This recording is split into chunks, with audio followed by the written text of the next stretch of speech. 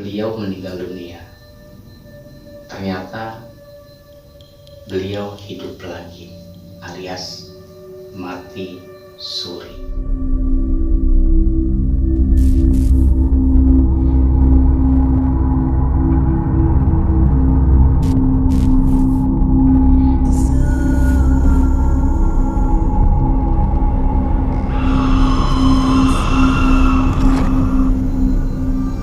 Ini benar Hasan.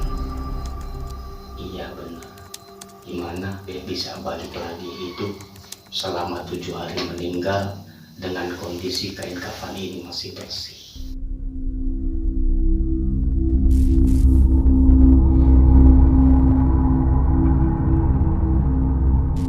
Assalamualaikum warahmatullahi wabarakatuh. Salam Tobat Nakal Official. Teman-teman semua, pada kesempatan kali ini saya ingin berbagi cerita tentang seorang kakek-kakek penjual buah yang menurut saya kisahnya bisa kita ambil pembelajaran untuk kita perbaikan. Jadi beliau adalah penjual buah dari tempatnya di daerah Jakarta Selatan sampai ke kota. Aktivitas beliau setiap pagi jam 3 subuh sudah mulai mengendarai sepeda, berjualan buah sampai ke kota setiap hari seperti itu. Beliau menjual buah dari usia 13 tahun. Dan ternyata saat beliau usia 17 tahun, beliau mempunyai kisah yang sangat menggemparkan daerah setempat beliau berada. Beliau meninggal dunia.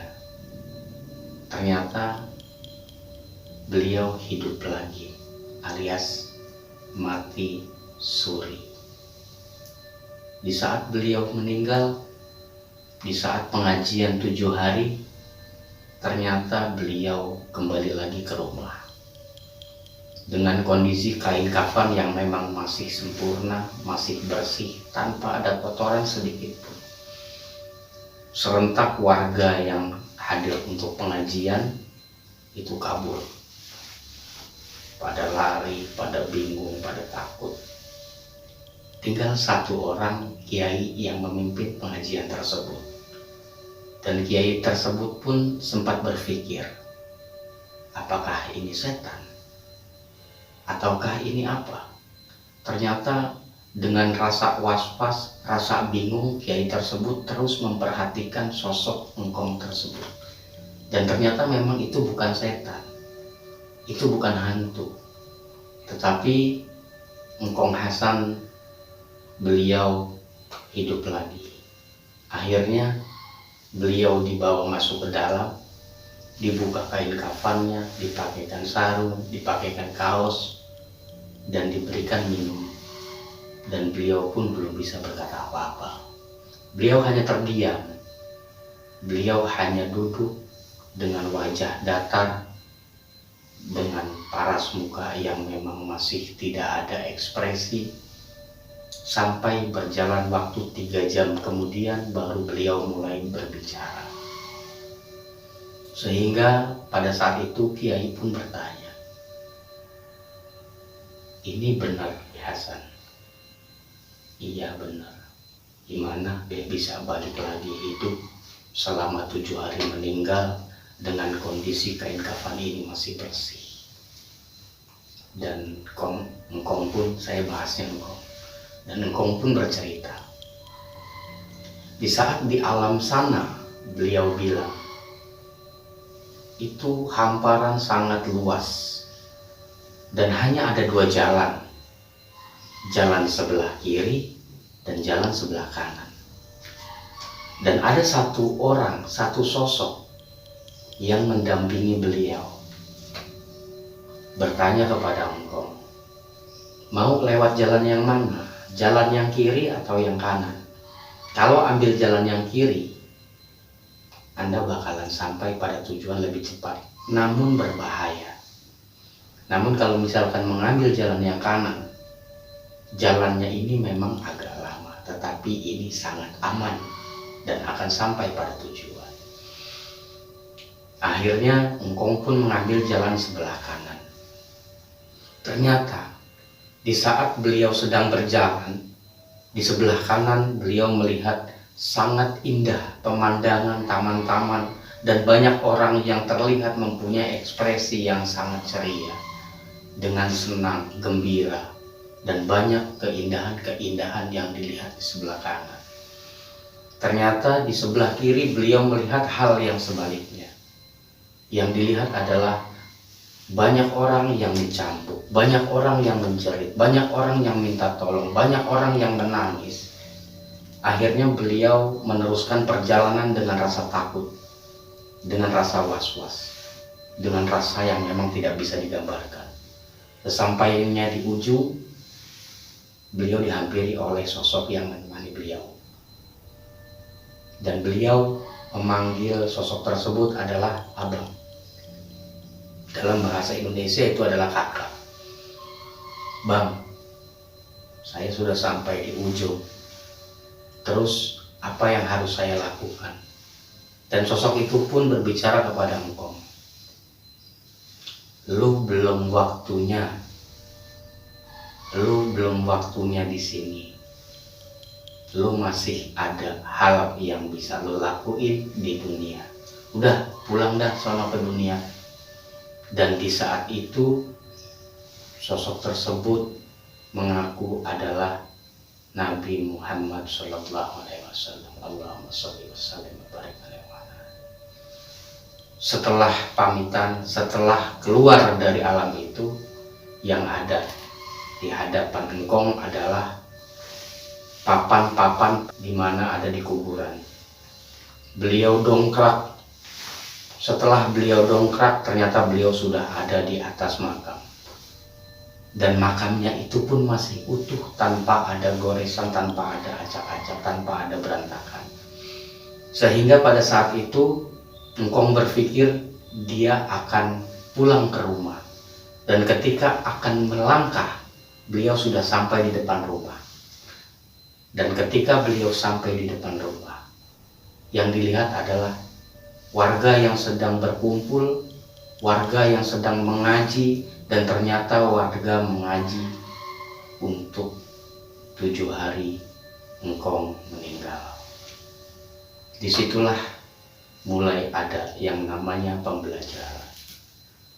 Ternyata setelah diceritakan, setelah diberitahukan, setelah diberikan gambaran, engkau bercerita seperti itu, gambaran surga dan neraka. Engkau hidup dengan normal seperti biasanya.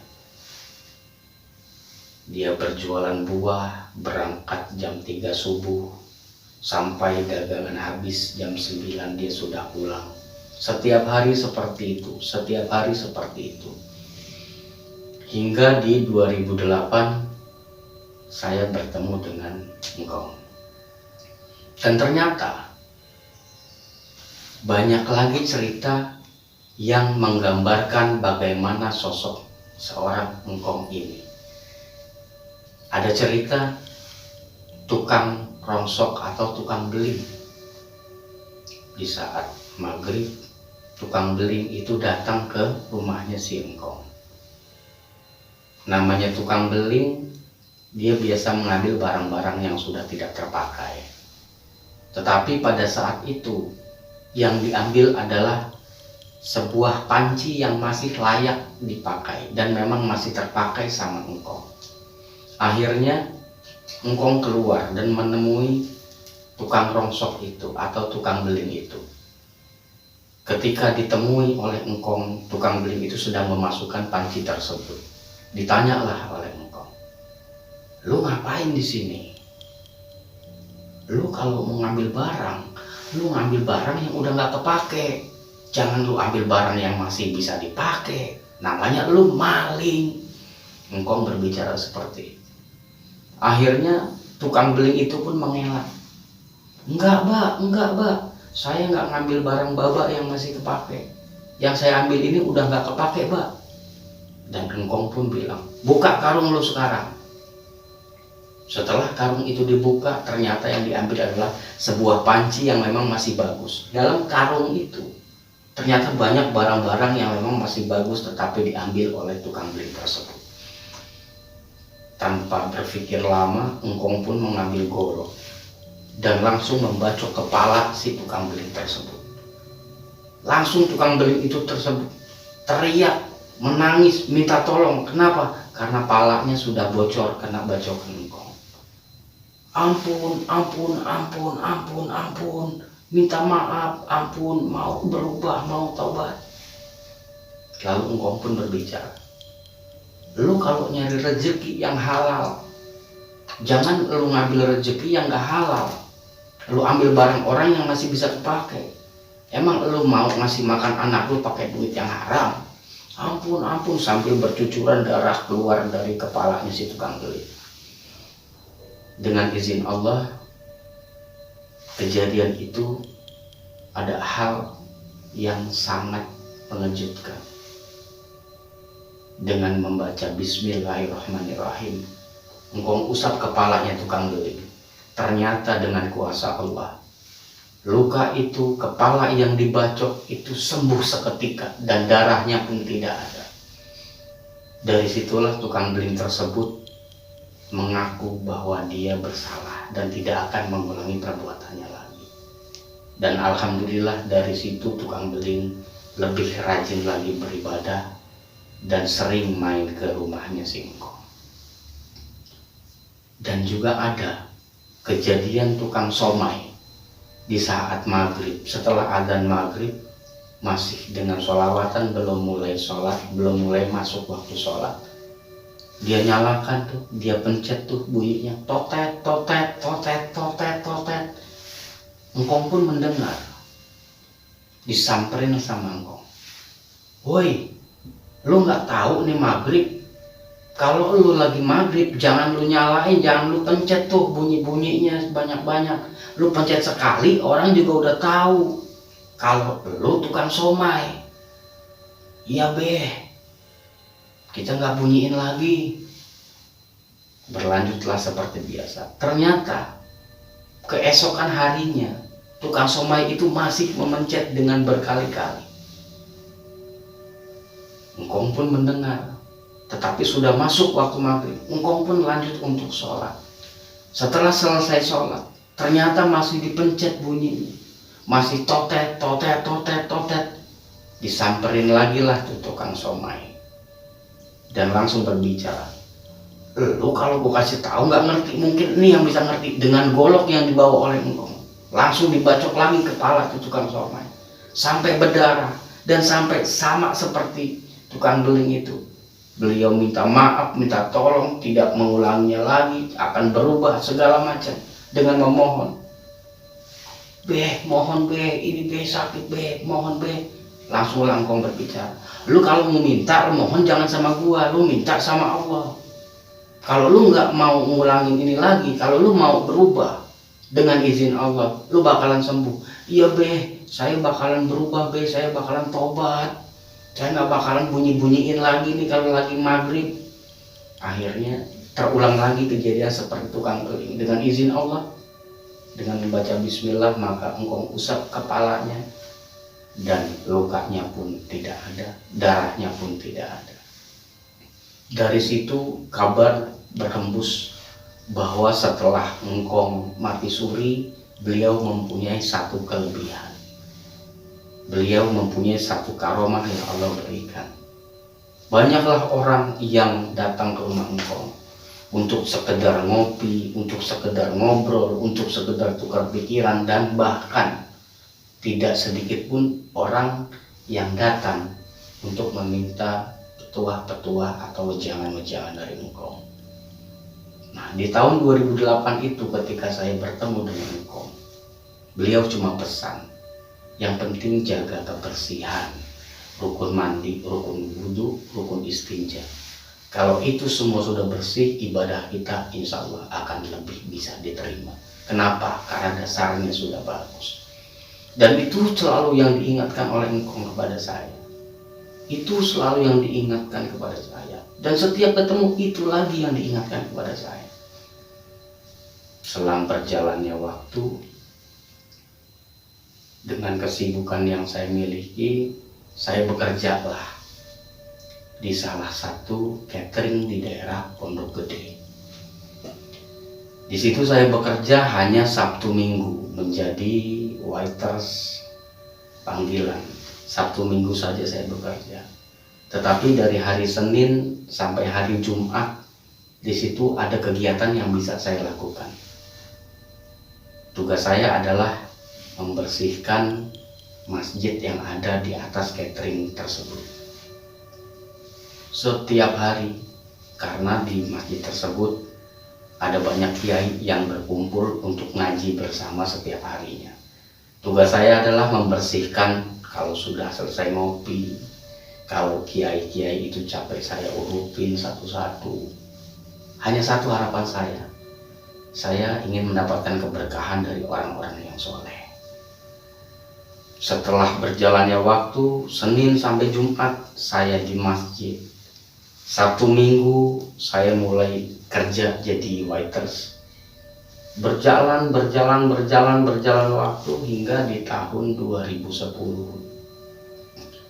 Itu hasrat ingin datang ke tempat engkong sangat besar. Tetapi kerjaan belum bisa saya tinggal. Terus berjalan waktu 1 minggu, 2 minggu, saya terus kepikiran sama engkong tersebut. Akhirnya saya paksakan untuk datang berkunjung silaturahmi ke rumah engkong. Dan ternyata ketika saya datang ke rumah engkong pun sudah 3 bulan tidak bisa apa-apa. Makan, buang air besar, buang air kecil, itu di kasur. Hanya di kasur. Dan ngomong pun itu nggak bisa. Dan sudah berjalan selama 3 bulan. Akhirnya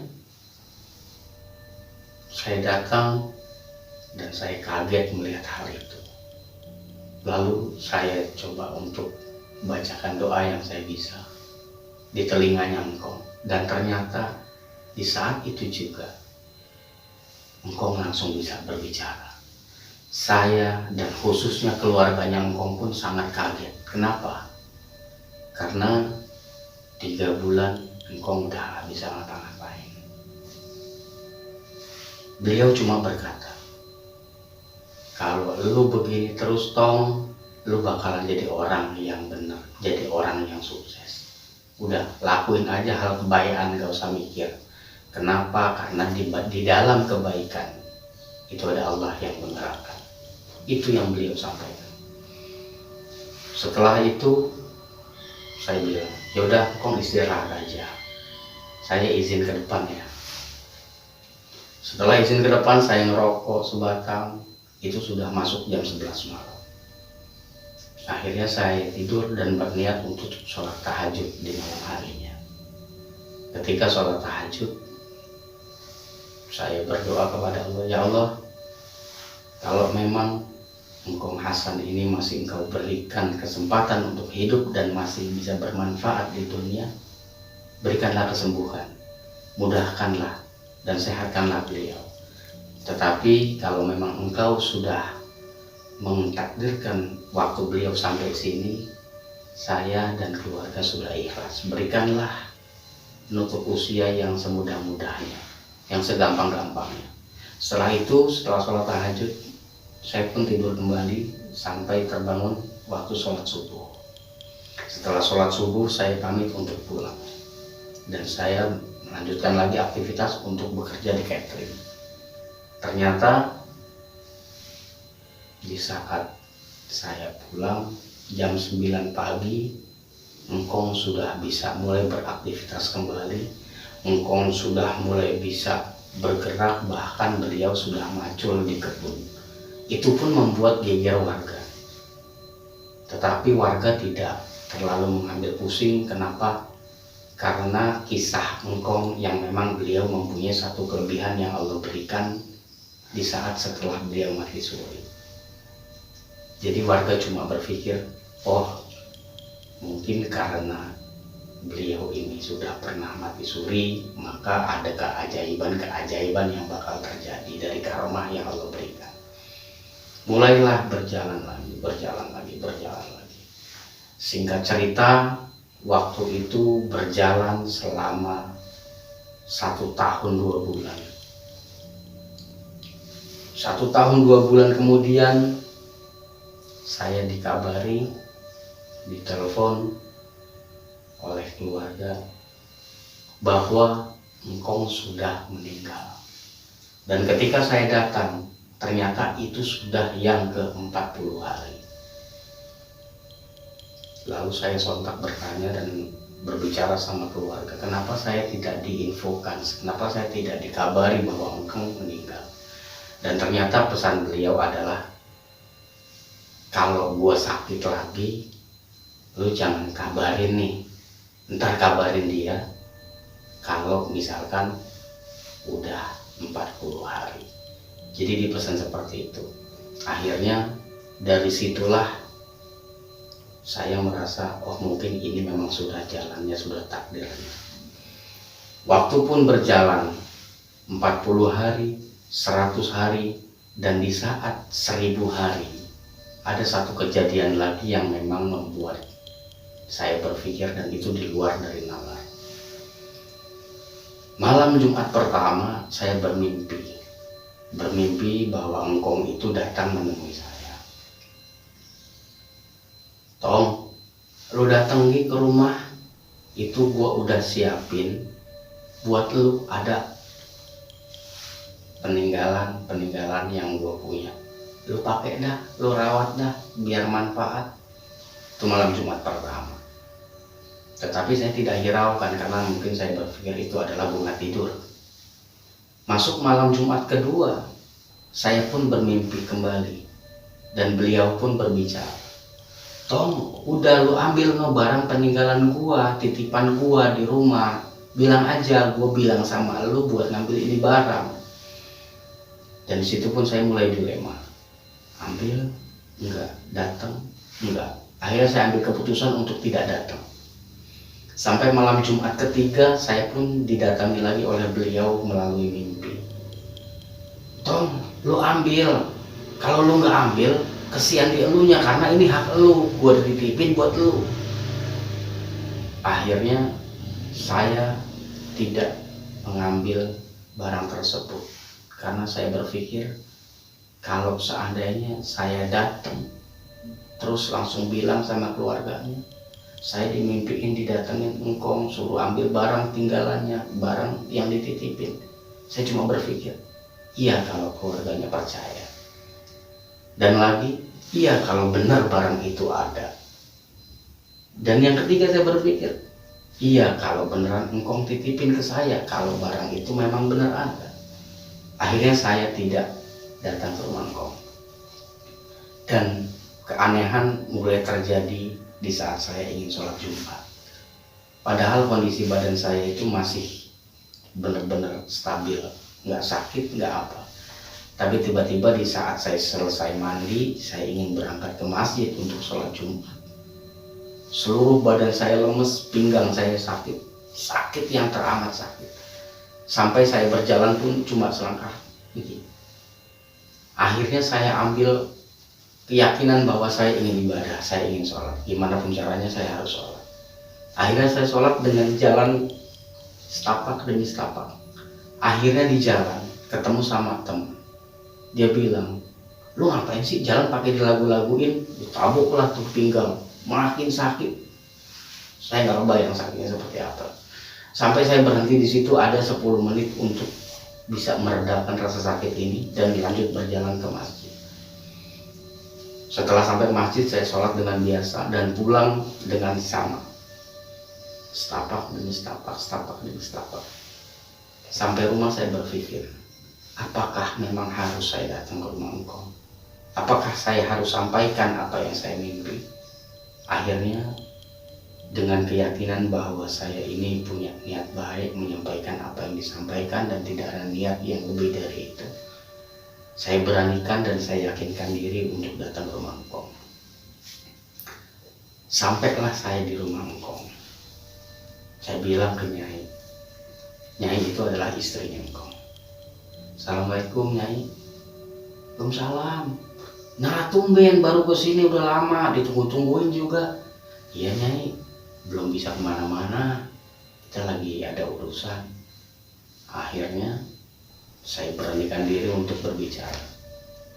Nyai, sebelumnya saya minta maaf. Ini saya udah 3 kali malam Jumat dimimpiin didatengin sama engkong.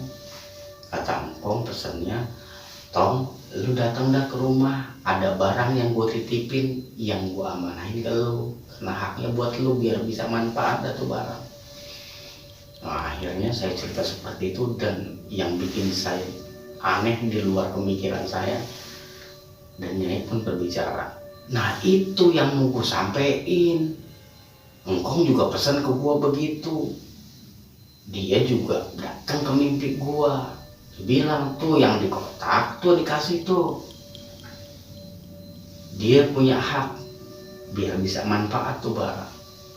Nah ternyata di situ dibawalah 1 kotak. Nah 1 kotak itu isinya ada Al-Quran kecil dan banyaklah barang-barang peninggalan dari engkong. Dan yang bikin heran, yang bikin aneh, ketika saya ambil itu kotak, saya bilang, Nyai, ini saya terima ya, minta ikhlasnya, minta ridhonya, biar ini bisa manfaat, biar bisa jadi hal yang berguna, biar jadi amal ibadah juga buat engkong.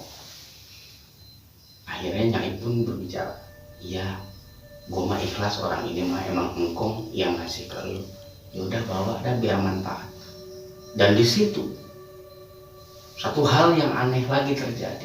Yang tadinya saya berjalan setapak demi setapak, setapak demi setapak, untuk naik motor dibonceng pun pada saat berangkat ke rumah engkong itu sakitnya bukan main. Akhirnya setelah saya terima kotak itu, saya langsung sehat, saya langsung tidak merasakan sakit sedikit pun. Dan di situ saya berpikir, mungkin ini yang namanya petunjuk, dan mungkin inilah jawaban dari apa yang saya mimpikan. Dan mulai dari situ silaturahmi, ngobrol tempat almarhum untuk bisa lebih dekat lagi. Dan banyak hal yang saya ambil dari pembelajaran ketika saya bertemu dengan engkong. Pesan beliau yang saya ingat adalah, jangan ragu buat ngelakuin hal baik. Kenapa? Karena di dalam kebaikan itu ada Allah yang menggerakkan. Dan mungkin itu yang bisa saya ceritakan. Ambil baiknya, ambil positifnya, dan ambil keberkahannya dari kita bisa dekat dengan orang-orang yang soleh. Kurang lebih mohon maaf. Wabillahi taufiq wal hidayah. Assalamualaikum warahmatullahi wabarakatuh.